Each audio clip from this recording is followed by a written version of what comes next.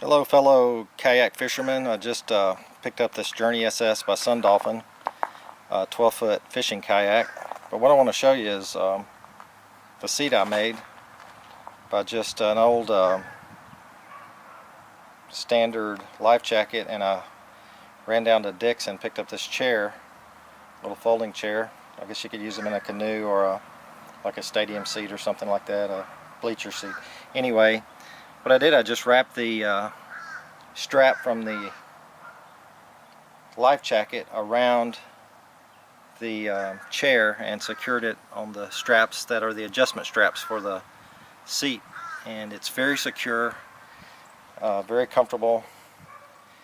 Keep your backside dry and be able to stay on the water a little bit longer.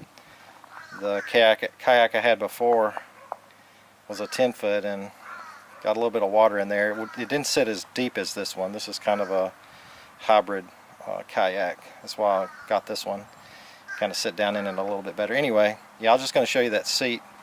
I got about $20 in the chair and just used old life jacket I had.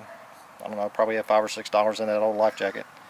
Anyway, I hope it helps you out, save you a little money, solve a problem. Enjoy your fishing. Good luck.